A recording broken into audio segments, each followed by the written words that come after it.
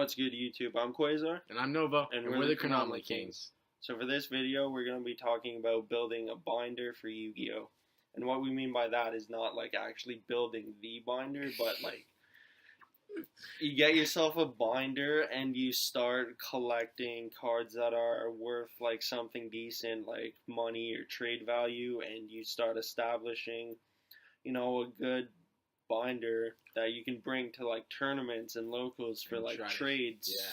Or even just if you want to get a nice looking binder to show just off, a showcase, show off your friends kind of stuff you want to play. When it comes to building, you definitely want to be looking at meta competitively, because that will. People are always looking for those top meta cards, top deck. You usually want to find if you're just building a binder, you'll look at what decks are all topping. Mm-hmm. And then you'll find like the combo pieces, or like the main cards, or some cards that people can play with the deck. Right there, those are definitely things you want to be putting in your binder because they're going to be worth something, money. And they're going to be the most sought after cards. Mm-hmm. And then another thing you want to look for also is side deck options to go against all those decks are definitely things that people are also looking for. Those are pretty useful stuff, they sell because people are looking for those once again because of the meta. And also things that are just cool to have in your binder are things that are like older. Like, if you have the 5 pieces of Exodia from like the original Legend of Blue Eyes, those cards are worth a lot of money. So just having them in your binder just to show off is like really cool because it shows, hey, you've been around the game for a long time, clearly. Or if you haven't been or you're just trying to get in the game, something we definitely recommend to pick up is Premium Gold. Not everything in that is worth it, but like most cards are. Like a lot of good reprints, a lot of good new cards too. Mm-hmm. Cosmos, you can pretty much build an entire deck out of Premium Gold. Throw it into your binder. There's always those characters who have the cards already and just want it because they're shiny. Building off of that, you can just take like play sets of different cards and put like deck cores into your binder. That's true too. And if someone sees it, they're like, oh my god, I actually wanted to build this deck. And you're like, yeah, look, I have the core right here. So right there, you've just established like a whole bunch of trade value because this person sees, okay, basically they can finish the deck after getting all these cards off your binder. Yeah, that's another thing too when it comes to deck cores. If there's also some players out there that don't play competitively but go to competitive events, to trade to get stuff they need. You should always just have maybe something like. Just have some cards that are still really useful for other decks too.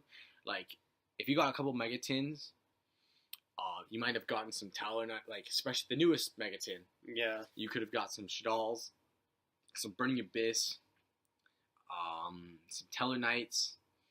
Any of those cards, meta deck wise, any older format decks, people still like to pick them up. Mm-hmm. Just because there's always those people that want to play the deck, but they couldn't because the meta. Yeah, or because it was too expensive. But then when it dies down in value, there's always those players that are like, oh, I'll get this stuff now because it's cheap. And then if something happens, then, we can, they'll have the deck already. Mm-hmm. So you can get a few bucks for stuff here and there, right? Or even if you could even trade to someone some of the stuff for other stuff you need.